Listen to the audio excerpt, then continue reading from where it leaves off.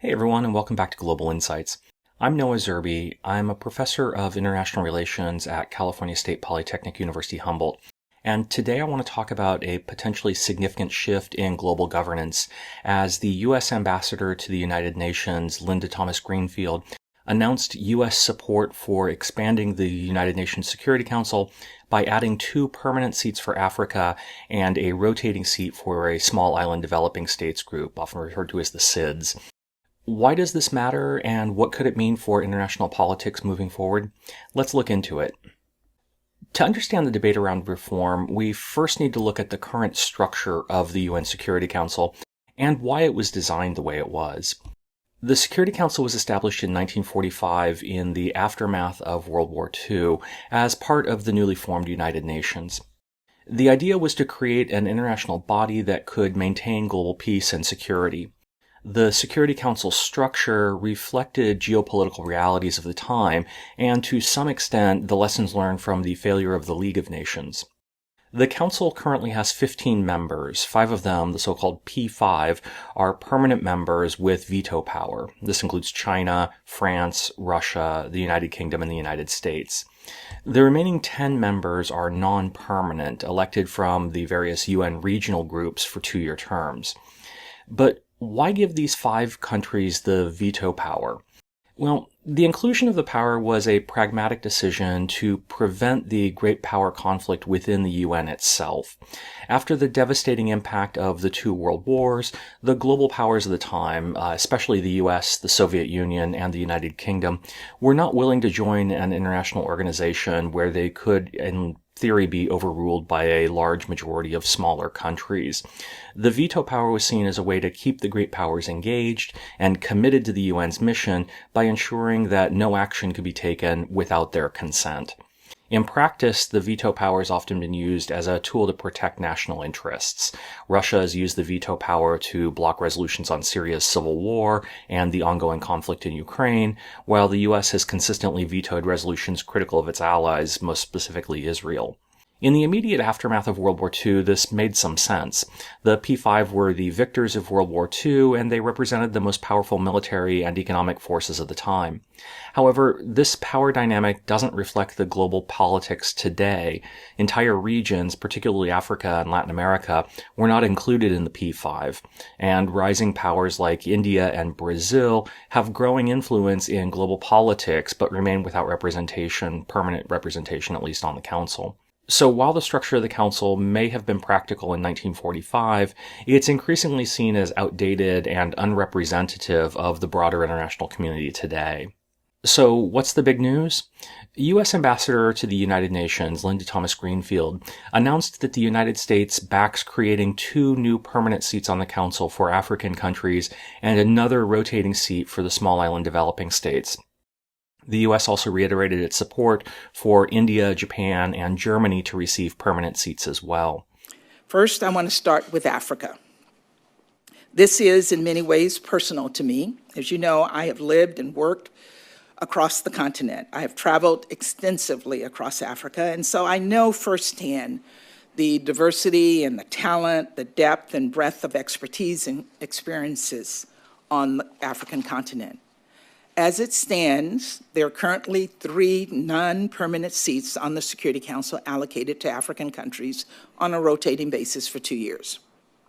The problem is these elected seats don't enable African countries to deliver the full benefit of their knowledge and voices to the work of the Council, to consistently lead on the challenges that affect all of us and disproportionately affect Africa.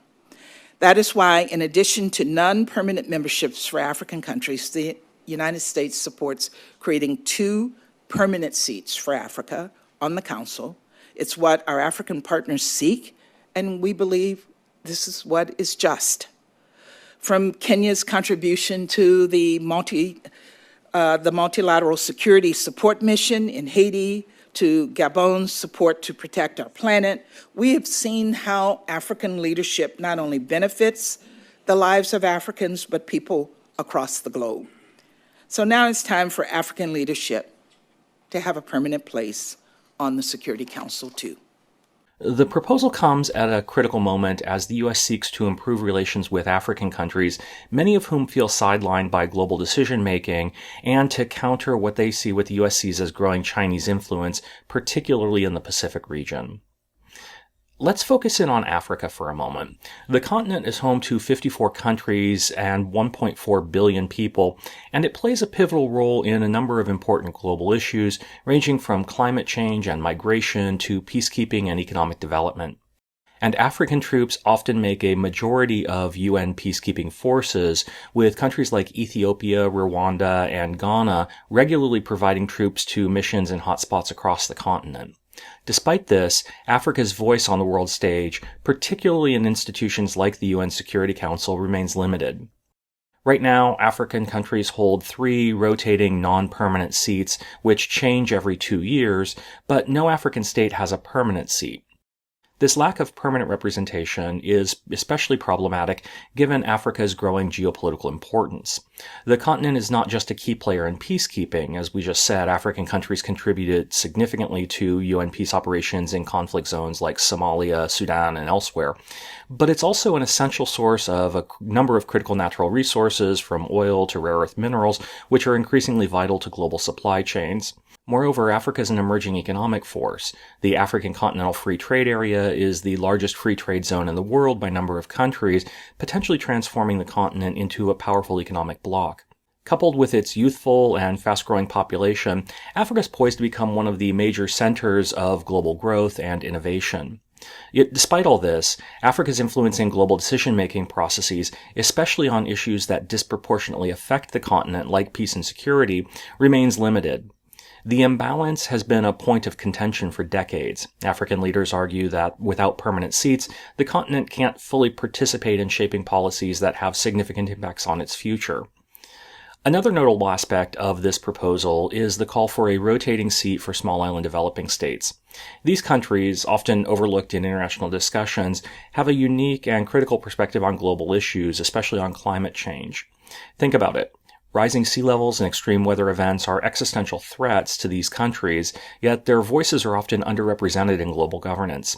By giving them a rotating seat on the Security Council, the international community can benefit from their first-hand insights into climate security and sustainable development.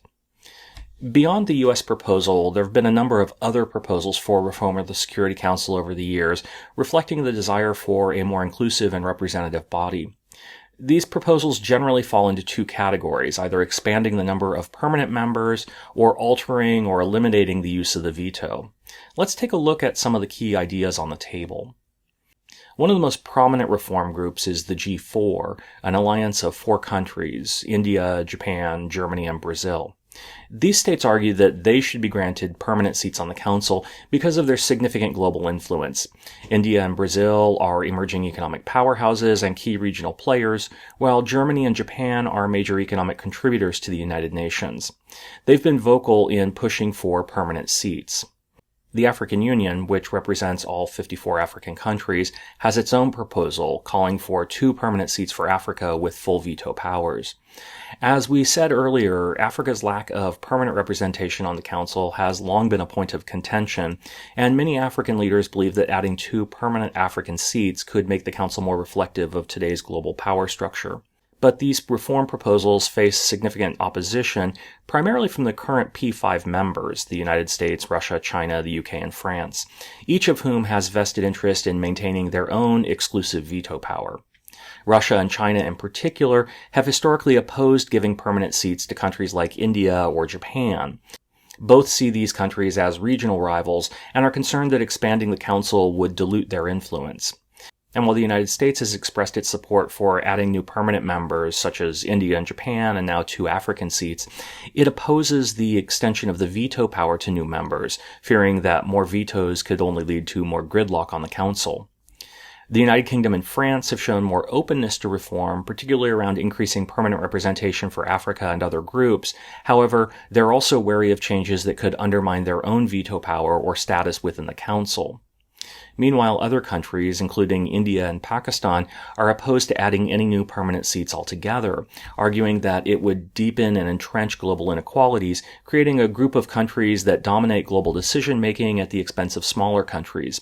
Instead, they advocate for a model of reform that would increase the number of rotating, non-permanent seats to allow for more countries to participate in decision-making without further entrenching the power of a select few. Still, other proposals have gone even further, calling for the abolishment of the veto power altogether, arguing that it's paralyzed the Council in too many crucial moments. France, for example, has proposed eliminating the veto power in circumstances of genocide or similar crimes. And still others suggest introducing a new category of semi-permanent members, allowing countries to have a consistent voice on the Council without expanding the number of vetoes. Ultimately, these competing proposals reflect a broader tension in the desire for a more representative Security Council against the practical difficulties of achieving reform in a system where those with the most power have very little incentive to share it. While there are varying levels of support for these different proposed changes, expanding the Security Council requires amending the UN Charter. This means getting 2/3 of the 193 members of the General Assembly on board, and crucially, also the agreement of the 5 permanent members. And here's where it gets tricky. Russia, China, the US, the UK, and France all have veto power, and any one of them could block the reforms. Russia and China have historically expressed reluctance to support reforms that would see India and Japan receive permanent seats on the Council, while France and the United Kingdom don't want to give up their seats, so it's almost impossible to think about reducing the size of the Council.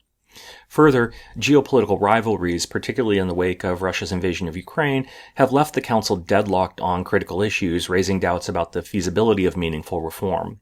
And to top it off, Washington's proposal does not extend veto power to the new permanent members, which would likely be a sticking point in negotiations, particularly for countries like India and Brazil, which are likely to object to a new permanent status without the veto, a diminished status they would perceive as a sort of second-tier membership. UN Secretary General Antonio Guterres has been vocal about the need for reform of the Security Council. He argues that the Council still reflects the post-World War II global order, which no longer corresponds to today's political realities. This creates both a legitimacy problem and a crisis of effectiveness.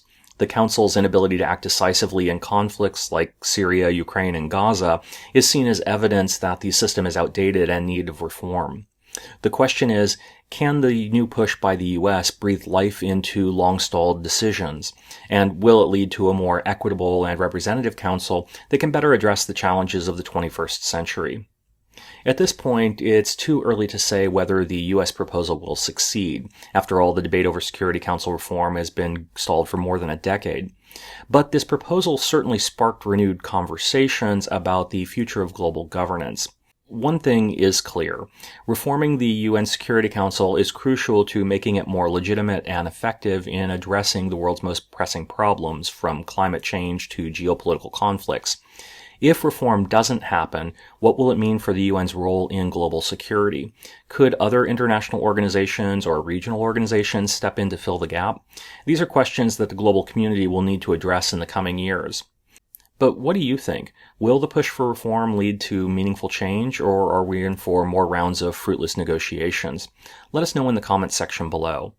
Thanks for watching Global Insights. If you found this video helpful, be sure to hit that like button and subscribe to catch future episodes as they're released. And if you have any questions or suggestions for future episodes, I'd welcome those as well. Thanks for watching, everyone.